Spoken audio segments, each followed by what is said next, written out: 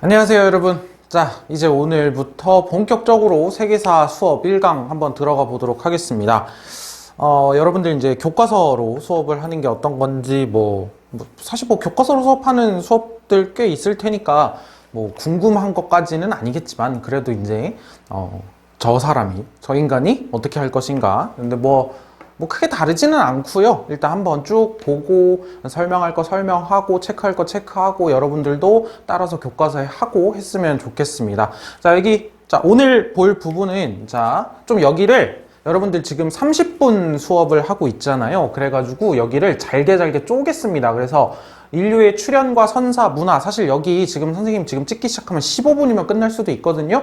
그런데 요걸로 일단은 한 강을 하겠습니다. 그래서 교과서 16쪽부터 19쪽. 그래서 요게 이제 여러분들 입장에서는 한번 정말 오리엔테이션, 수업이 이렇게 진행되는구나 라고 하는 걸 한번 볼 수 있는. 그래서 여기에서 핵심적으로 조금 칠판이 덜 지워졌네.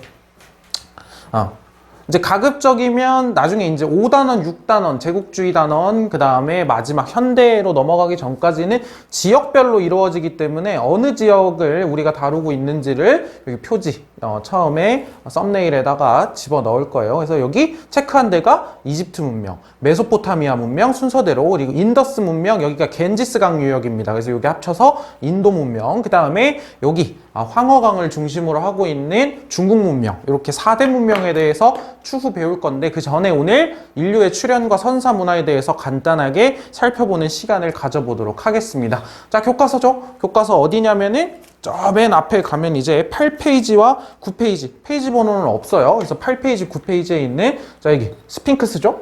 스핑크스. 그래서 이제 인류의 출현과 문명의 발생 얘기했듯이 1번 세계사 학습의 필요성은 넘어간다고 했습니다. 자, 그러면 교과서는 16페이지입니다. 인류의 출현과 선사문화라고 되어 있죠. 그래서 이제 네안데르탈인, 어디서 들어본 사람들, 그러니까 이제 소위 말해서 이제 인류라고 하는 것이 출현하는 부분들, 이렇게 네안데르탈인, 크로마뇽인, 하이델베르크, 오스트랄로피테쿠스, 자와, 상동, 베이징, 이렇게 있는데, 여기 오스트랄로피테쿠스라고 하는 여기가 이제 인류의 시조라고 불리죠. 자, 그러면 요 인류의 출현과 선사 문화 파트를 한번 들어가 보도록 하겠습니다. 자, 여기 나중에 문명할 때도 다시 얘기를 할 건데 특히 이 앞부분 있잖아요. 인류의 출현부터 4대 문명까지의 이 이야기들은요. 사실 조금 더 엄밀하게 나눠보자면 고고학 쪽에 가깝습니다. 고고학의 어떤 발굴 성과라던가 이런 거를 통해 가지고 그거를 읽어내고 그거를 현재 연구의 대상으로 삼고 있고 이렇기 때문에 변화할 수 있는 것들도 사실 많고요. 변화할 수 있는 것도 많고. 근데 이제 4대 문명 쪽은 조금 더 내용이 있겠지만은 그래서 여기는 그냥 좀 가벼운 마음으로 한번 봐보시면 될 것 같습니다. 자, 그래서 16페이지 아래로 내려왔습니다. 인류의 출현과 진화라고 되어 있죠. 자, 여기를 보면은 총 4문단으로 구성이 되어 있습니다. 자, 그래서 핵심 단어들 여러분들 먼저 한번 읽어보세요. 16페이지에서 19페이지 꼭 읽어보세요. 얼마 안 됩니다. 자, 그래서 첫 번째에서는 여기 핵심 단어 오스트랄로피테쿠스라고 하는 거에 대해서 다루고 있고요. 자, 두 번째는 직립인간이라고 하는 뜻의 호모 에렉투스라고 하는 인류. 자, 그 다음에 다음 40만 년 전에 나타난 호모 네안데르텔렌시스. 그 다음에 우리가 일반적으로 네안데르탈인 이렇게 부르는, 그리고 마지막에 현생 인류의 조상인 호모 사피엔스. 지금 교과서에서 굵은 볼드체로 보고 있는 게 뭐예요? 결국에 인류의 시작, 가장 오래된 인류, 그리고 현생 인류의 조상이라고 할 수 있는 호모 사피엔스. 요 두 가지를 가장 핵심으로 삼고 있죠. 그래서 문단별로 제목을 한번 달아본다라고 얘기를 한다면, 자, 1번 제목은 그냥 오스트랄로피테쿠스에 대한 설명이죠. 그 다음에 2번 문단의 제목은 호모 에렉투스에 대한 설명입니다. 그리고 세 번째 문단에서는 호모 네안데르탈렌시스라고 하는 것에 대한 설명이 세 번째 문단이겠고요. 그 다음에 네 번째 문단의 제목이라고 한다면 호모 사피엔스의 특징이겠구나 라고 여러분들이 한번 생각을 해봐 주시면 되겠습니다. 자, 그래서 약 400만 년 전에, 그래서 시기적으로 보면은 약 400만 년 전입니다. 감도 안 잡히죠? 약 400만 년 전에 남아프리카에서는 남방의 원숭이라고 하는 뜻을 지닌 이제 오스트랄로피테쿠스가 살았었고요. 그래서 이들은 현재 알려진 가장 오래된 인류로 했다? 두 발로 서서 걸었다. 우리가 뭐라고 표현해요? 여기에도 써 있듯이 직립이라고 하죠. 두 발로 서서 걸었다. 직립 인간, 두 발로 서서 걸었고 이제 간단한 도구를 사용을 하기 시작했다. 이 정도로 봐보시면 되겠습니다. 자, 그러다가 이제 180만 년 전, 사실 엄청나게 온 거죠. 220만 년이 흐른 건데 뭔가 느낌이 잘 안 오죠. 너무 오래된 시기라서. 시기 한번 체크를 해보고요. 약 180만 년 전에는 이제 에렉투스, 직립 인간. 지금도 영어로 이렉트라고 하면 이렇게 곧게 서 있다 이런 뜻이죠. 그래서 호모 에렉투스가 등장했다. 이들은 뭐 했다? 완전한 직립보행을 하였다. 그러면 이때 오스트랄로피테쿠스는 한 요 정도였나 봐요. 이제 완전한 직립보행을 하기 시작했고 이제 한층 발전된 도구를 사용을 했고요. 뭐 했다? 이때부터 이제 언어와 불을 사용하였다라고 했을 때 여러분들이 여기서 언어를 우리가 지금 말하고 있는 이런 거 생각하면 안 됩니다. 그런 게 아니라 뭔가 의사소통의 도구로서의 언어적인 그런 것들을 사용하기 시작했다 정도로 생각을 하면 되겠죠. 그리고 이제 불, 이때부터 사용을 했대요. 그래서 이들의 화석이 인도네시아의 자바라고도 하죠. 중국의 베이징 등에서 발견이 되었었기 때문에 우리가 아까 지도에서 봤을 때 뭐 베이징인, 자와인 이 두 개가 보면은 어디? 호모 에렉투스에 속한다라고 하는 거 한번 볼 수 있겠죠. 자, 그다음에 세 번째 문단. 자, 호모 네안데르탈렌시스라고 하는 거 약 40만 년 전이라고 하죠. 또 확 건너뛰었죠. 한 140만 년. 자, 이들은 주로 유럽과 지중해 일대에서 살았고요. 이제 시체를 매장했다라고 하는 거를 통해서 딱 보면 뭐 사후 세계에 대한 관념이 있었구나라고 하는 것들을 우리가 볼 수 있습니다. 지금 무언가 조금 더 조금씩 발전해 나가는 모습을 우리가 살펴볼 수 있습니다. 그리고 현생 인류의 조상이라고 할 수 있는 요게 이제 우리가 호모 사피엔스를 굵은 표시로 해놓고 중요하게 보는 이유인 거죠. 사실 현생 인류의 조상인 호모 사피엔스는 약 20만 년 전에 나타나기 시작을 했고요. 유럽 지역의 크로마뇽인 아니면 중국의 상동인 등이 이 호모 사피엔스에 속한다. 그래서 이들의 모습, 생김새, 그 다음에 지능 같은 것들이 현재 인류와 유사하였다. 이렇게 쭉 오면서 뇌의 용량이라던가 그러면서 이제 지능도 점점 늘어났겠죠. 그래서 인류와 유사하게 되었고요. 이제 석기 이후에 골각기가 뭐야? 뼈죠? 뼈를 깎아가지고 만든 도구를 이제 골각기라고 이야기를 합니다. 이런 도구를 사용을 하였다고 합니다. 이들은 거주하는 동굴 벽에 사냥에 성공을 기원하면서 여러 그림을 그리기도 하였다라고 되어 있습니다. 이런 그림들과 관련해서는 또 나중에 우리가 살펴보게 될 겁니다. 그래서 다시 위로, 여러분들은 위로 올라가 보면요. 여기에 있는 크로마뇽인이라던가 이런 사람들, 상동인 이런 사람들이 지금 호모 사피엔스에 속한다라고 하는 것들을 여러분들이 살펴볼 수 있었습니다. 그래서 이 정도로 키워드를 가지고 가주면 될 것 같습니다. 자, 그럼 다음으로 이제 선사 문화의 발달입니다. 이제 현생 인류의 조상이라고 할 수 있는 호모 사피엔스는 등장을 했고요. 그러면 이제 선사 문화, 이제 사용하는 도구에 따라서 구분을 하겠죠. 우리 항상 역사 시작할 때, 한국사 시작할 때도 구석기, 신석기부터 시작을 했었잖아요. 그래서 이제 구석기 시대의 생활, 신석기 시대의 생활 한번 살펴보도록 하겠습니다.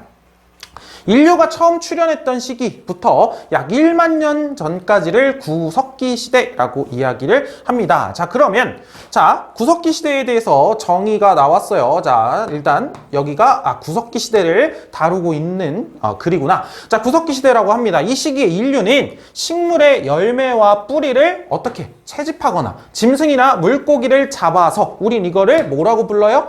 사냥을 한다. 뭐 이렇게 얘기를 하죠. 사냥. 그래서 구석기 시대의 사람들의 생활 모습, 제일 핵심적인 건 뭐야? 사냥, 채집, 즉 뭐야? 자연에 있는 걸 그대로 이용하는 것들이 구석기 시대의 특징이구나 라고 볼 수 있겠습니다. 식량으로 삼았습니다. 이들은 그러면 자연에 있는 걸 그대로 이용하기 때문에 인근의 열매가 다 떨어지거나 사냥을 다 해가지고 동물이 많이 없어지고 나면 어디로 가야 돼? 많은 곳으로 이동을 해야 되죠. 그래서 어떻게 먹을 것을 찾아 자주 이동을 했대요. 뭐야? 이동 생활을 했다는 걸 살펴볼 수 있습니다. 그래서 뭐야? 어디에 살아? 그러니까 이동을 해야 되기 때문에 집을 탄탄하게 짓고 막 어렵게 지을 필요가 없어요. 그래서 어디에? 동굴이나 막집에서 생활을 하였다.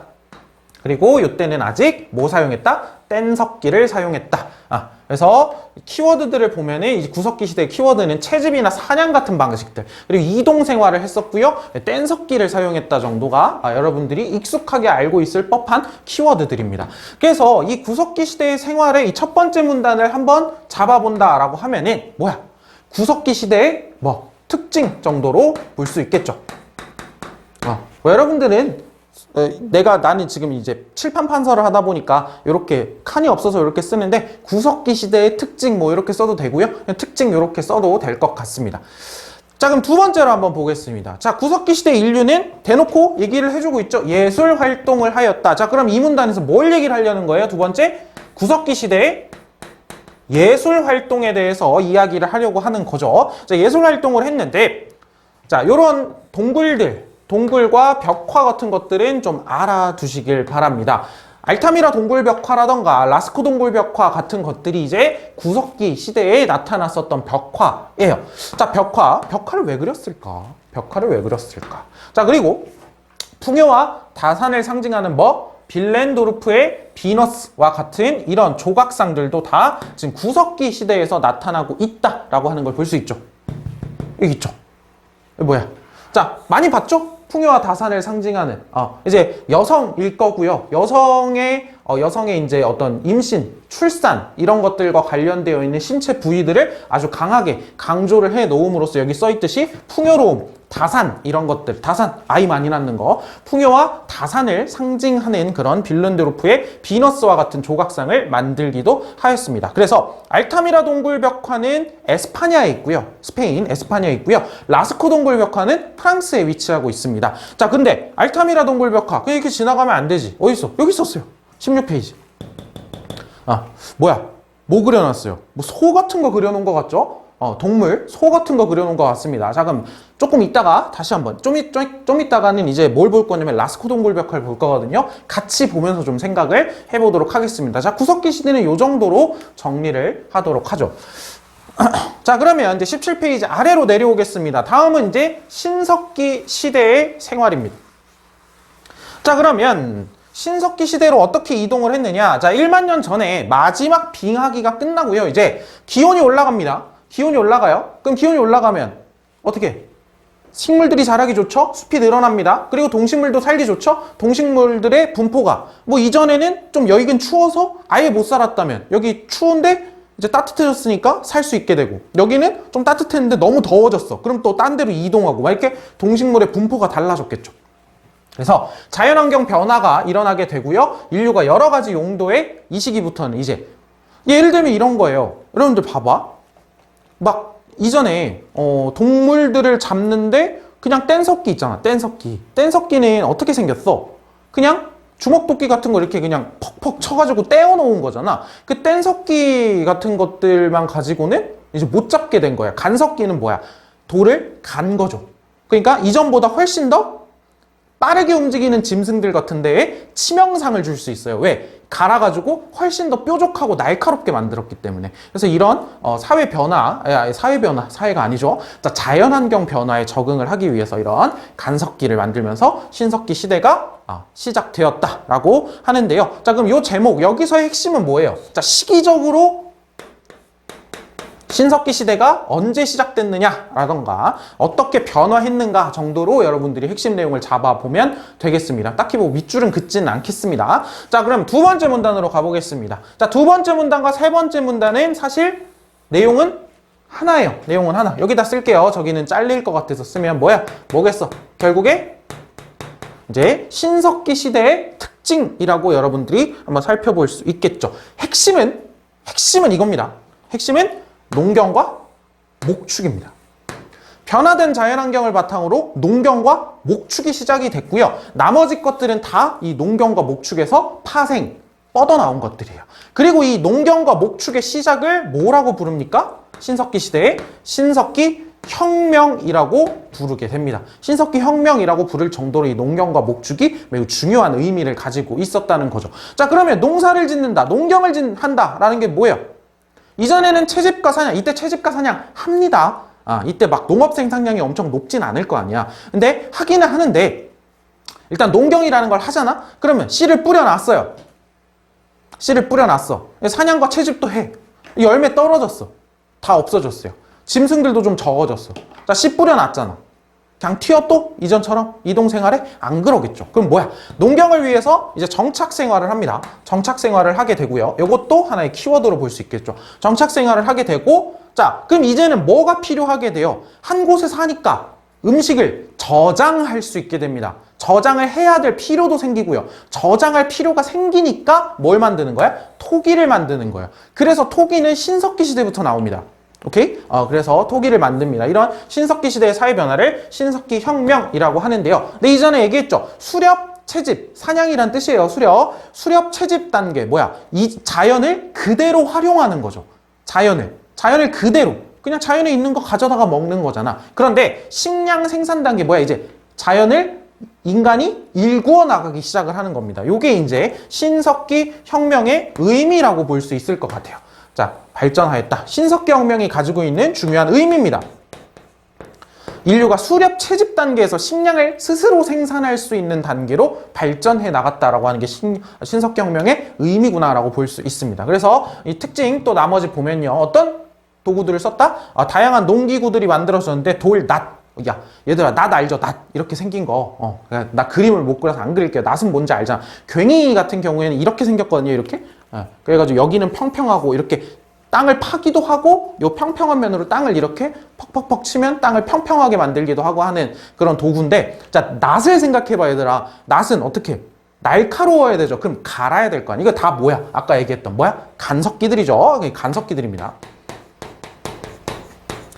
그리고 생산력이 늘어납니다. 생산력이 늘어나요. 이전 사냥이나 채집 같은 것도 하는데 이제 추가적으로 농경을 통해서, 그리고 목축, 동물들을 기르잖아. 이제 기르면서 이제 생산력이 늘어납니다. 그러면 어떻게? 그걸 그만큼 먹일 수 있는 인구가 늘어나는 거죠. 그러면서 이제 아이도 많이 낳게 되고, 그는 아이가 많이 낳으면 많이 먹일 수 있으니까 덜 죽게 되고, 그러면서 이제 인구도 점점 증가하겠죠. 그리고 이제 배틀이 이제 옷감 짜는 겁니다. 그리고 뼈를 이용해서 바늘을 만들어가지고 이렇게 바느질을 하고 이러면서 이제 옷을 만들어 입는 등의 이러한 모습들, 생활 모습들이 보이기 시작을 했다라고 여러분들이 보시면 되겠습니다. 여기 세계사니까 조금 낯설죠. 왜? 여기 신석기 시대에는 항상 한국 사회는 반드시 무슨 토기가 나와야 돼? 빗살무늬 토기가 나와야 되는데 여기에는 이제 스웨덴의 토기가 나와 있는 거 볼 수 있죠. 근데 여기도 빗살무늬가 보이죠? 빗살무늬가. 자, 신석기에는 이제 뭐라고 할 만한 게 생기냐면 사회가 생겨요. 그래서 신석기 사회의 발전이라고 하는 걸 한번 보겠습니다. 자, 그래서 신석기 혁명은 전 세계 곳곳으로 퍼져나갑니다. 전 세계에서 이제 신석기 혁명, 즉 농경과 목축을 시작하는 곳들이 늘어났다는 것이고, 비옥한 초승달지대, 여기가 어디야? 메소포타미아 문명이 발생했던 곳입니다. 자, 이런 곳과 같이 비옥한 토양, 뭐야? 농사가 잘 되는 기름진 토양, 그리고 온난한 따뜻한 기후 조건을 갖춘 지역에서는 농경이 더 발달할 수밖에 없죠. 왜? 내가 신경을 안 써도 막 자라요. 그냥 뿌리기만 하면 자라. 농경이 더욱더 발달하였고요. 북아메리카 일부 지역처럼, 아메리카 어딘지 머릿속으로 떠올라야 돼요. 북아메리카 일부 지역처럼 땅이 척박하고, 비옥과 반대말이죠. 기후가 열악한 지역에서는 오랫동안 수렵 채집 사회가 지속이 됐대요. 그러니까 이 신석기 혁명이 확산되어가는 이 과정들 속에서 좀 어떤 데에서는 이전에 머물러 있기도 해요. 왜? 농경이 잘 안 되니까. 근데 어떤 데는 농사가 잘 돼. 잘 되는 땅이야. 기후도 그래. 그러면 여기는 더욱더 농경이 발달하고. 그럼 이런 곳에서 뭐가? 문명이 발생할 가능성이 크겠죠. 문명이 발생할 가능성이. 그래서 여기는 이제 신석기 혁명의 확산 정도로 한번 문단 제목을 잡아보면 될 것 같습니다. 자, 그러면 신석기 사회의 발전, 여기 18페이지입니다 지금. 자, 그러면 신석기 사회에는 어떠한 사회 변화가 나타났는가라고 하는, 그게 이제 두 번째 문단이겠죠. 한번 보겠습니다. 자, 신석기 시대에는 인구가 증가한다고 했죠 아까. 그러면서 촌락, 쉽게 얘기하면 마을 정도의 단위의 이런 큰 단위가 생겨난다라고 하는 걸 볼 수 있고, 촌락이 형성이 됩니다. 촌락의 주민들은요, 혈연 중심의 그냥 가족들이에요. 씨족 사회를 이루어서. 그렇게 생각하면 돼요. 가족. 다 혈연으로 이루어져 있는 그런 정도의 촌락이 만들어지고 있다. 씨족 사회를 이루어서 함께 농경과 목축을 했고요. 이거는 신석기 시대에 하면 따라올 수밖에 없는 단어입니다. 농경과 목축에 종사하였고 생산물을 공평하게 분배하였습니다. 생산물을 공평하게 분배했어요. 아직은 평등사회예요. 그래서 자연환경에 영향을 받는 농경. 자, 봐봐 얘들아. 농경 같은 경우에 아무리 비옥하고 뭐 기름지고 기후가 따뜻해도 어느 날 갑자기 한번 자연재해가 오면은 확 망해버릴 수 있는 게 또 농사죠. 그렇기 때문에 농사는 뭐에 영향을 많이 받아? 자연환경의 영향을 이전보다 훨씬 많이 받는다고 느끼는 거야. 그래서 자연환경의 영향을 많이 받는 농경이 생활의 중심이 됩니다. 그럼 그만큼 자연환경을 많이 인식하게 되겠죠. 그래서 신석기인들 사이에 원시적인 형태의 뭐가 필요해졌어요? 종교의식이 생겨나기 시작을 합니다. 농사 잘 되게 해주세요. 자연재해 안 일어나게 해주세요. 이런 것들. 그래서 물과 수목 등, 이거 뭐 물이나 아니면 수목이면 나무 얘기하는 거죠. 수목 등에 정령이 깃들어 있다라고 묻는 애니미즘이라던가 무당을 숭배하는 샤머니즘이라던가 아니면 특정 동식물을 숭배하는 토테미즘이라던가 영혼 숭배와 같은 이러한 초기적인 종교의식이 신석기 시대에 나타났다. 왜? 농사를 짓다 보니 자연환경의 영향을 많이 받고 종교의식을 통해서 농사 잘 되게 해달라고 비는 거예요. 자, 신석기 시대 후기에는 거석을 숭배하는 큰 돌들 얘기하는 겁니다. 거석 숭배 같은 것들이 일어나기도 했는데 대표적인 게 여기에 있는 영국의 스톤헨지 같은 것들입니다. 거석 숭배. 나중에 여러분들이 저렇게 보면 크기가 잘 느낌이 안 오죠? 나중에 뭐 직접 가보면 더 좋겠지만 선생님도 안 가봤는데 가보면 더 좋겠지만 좀 구글이나 이런 데 검색을 해가지고 스톤헨지 검색을 해서 이렇게 전경으로 찍은 거 한번 보세요. 옆에 사람이 있는 그런 사진이라던가 엄청 큽니다 저거 진짜로. 그래서 이런 거석 숭배의 대표적인 것도 스톤헨지가 대표적인 거석 문화 유적이다 라고 할 수 있습니다. 자, 그럼 이제 18페이지 밑에 있는 탐구활동을 한번 살펴볼 건데요. 탐구활동을 살펴볼 건데 자, 한번 생각을 해봐 얘들아. 신석기 시대엔 어떤 종교적인 의식들이 막 나타나기 시작을 했습니다. 목적이 뭐였어요? 농사 잘 되게 해주세요. 그러면 구석기 시대의 사람들이 무언가 막 예술활동을 하거나 무언가를 할 때 목적 또는 의도가 뭐였을까요? 구석기 시대엔 농사 졌어? 아니죠. 그럼 제일 많이 하는 대표적인 식량 생산 활동, 식량 활동이 뭐였다 그랬어? 사냥 아니면 채집이죠. 근데 열매 잘 따게 해주세요는 아닐 거예요. 사냥 잘 되게 해주세요가 주로 핵심적인 그런 모습일 겁니다. 자, 보겠습니다. 어디 갔어? 탐구활동을 여기다 안 집어넣어놨습니다. 자, 봅시다. 여러분들 교과서 보고 있으니까 18페이지 밑에 한번 보겠습니다. 자, 탐구활동을 한번 보면 자, 도구, 뭐 주먹도끼라던가 뭐 주거지 그런 것들 뭐 한번 보시면 되고요. 신석기 시대엔 간석기, 그 다음에 신석기 유적지 이런 것들 볼 수 있어요. 암사동 유적지가 있네요. 자, 벽화 한번 보겠습니다. 자, 프랑스의 라스코 동굴 벽화. 아까 에스파냐 알타미라 동굴 벽화도 봤죠. 아까 알타미라 동굴 벽화에 뭐 있었어? 소그림 있었죠. 소그림. 여긴 뭐야? 소를 비롯해가지고 여기도 이제 뭐 동물 이것도 소인 것 같아요. 그래서 소를 비롯해가지고 이런 어떤 사냥감들을 그려놓고 있습니다. 어떤 사냥이 잘 되게 해달라고 하는 주술적인 의미라고 볼 수 있겠죠. 그런데 신석기 시대에 알제리의 타실리나제르 벽화 한번 보겠습니다. 보면 타실리 유적에 있는 그림 일부래요. 먹이를 주는 장면이 있다라고 한번 체크를 해봐. 소에게 먹이를 주는 장면이 있대. 아까는 소를 잡게 해달라는 느낌이겠죠. 지금은 목축을 하고 있다는 게 느껴지죠. 소에게 먹이를 준대요. 야, 아깝잖아. 야, 우리 먹을 것도 없는데 소한테 먹이를 왜 줘? 소를 기르고 있으니까 그렇죠. 목축이 시작됐다는 걸 이런 벽화를 통해서도 우리가 살펴볼 수 있구나 라고 하는 걸 한번 보시면 되겠습니다. 그래서 나머지 것들은 한번 탐구활동에 있는 거 봐주시면 되겠죠. 자, 그래서 이제 19페이지에 있는 단원 정리입니다. 이제 인류의 출현 보면 이제 오스트랄로피테쿠스가 첫 번째, 에렉투스, 네안데르탈스, 그 다음에 마지막 뭐야? 현생 인류의 조상이라고 할 수 있는, 선생님 안 쓸 거예요? 호모 사피엔스였죠. 한번 써보세요. 호모 사피엔스. 이런 거 다 써져 있어야 돼요. 그래서 구석기 시대에는 이제 시작 이렇게 해서 한 1만 년 전까지였고 뗀석기를 주요 사용을 했고요. 그러니까 이동 생활을 합니다. 왜? 여기 중요한 게 안 써 있네. 왜? 주로 사냥. 수렵이라고도 한다고 했어요. 아니면 채집 이런 거를 하기 때문에 다 떨어지면 이동을 하는 겁니다. 그러니까 집을 탄탄하게 지을 필요가 없어요. 그리고 이런 것들 뭐 해달라? 사냥 잘 되게 해달라라고 하는 이런 것들이 있는 동굴 벽화도 볼 수 있고, 풍요와 다산을 기원하는 오스트리아에서 발견됐던 빌렌도르프의 비너스, 이런 조각상들도 있다 보면 되겠습니다. 자, 신석기 시대는 이제 기후변화가 일어나고요. 이런 상황들 속에서 이제 간석기를 사용을 하게 되고, 제일 중요한 거 뭐였어? 신석기? 요건 써야지. 신석기 혁명이라고 했죠. 신석기 혁명의 핵심이 뭐라 그랬어? 농경과 목축의 시작이라고 얘기를 했고요. 농경과 목축 한 곳에 있어야죠. 그러니까 이동이 아니라 이제 정착 생활을 하게 되고, 인구가 증가하면서 규모가 커지고 촌락이 형성되어 갔습니다. 그래서 이 촌락은 주로 혈연 중심으로 이루어져 있는 씨족 사회였고요. 그래서 재산, 공동소유, 아직 평등 사회입니다. 그런데 지금 뭐 했어? 농경을 하고 있잖아. 그러니까 이 농사 잘 되게 해주세요. 자연환경의 영향을 많이 받으면서 이런 기초적인, 초기적인, 원시적인 종교 의식이 발생을 했고, 애니미즘, 샤머니즘, 토테미즘, 영혼 숭배 뭐 이런 것들이 발생하고 있었다라고 보시면 되겠습니다. 아까 분명히 처음 시작할 때 15분이라고 얘기했던 것 같은데 생각보다는 좀 오래 걸렸네요.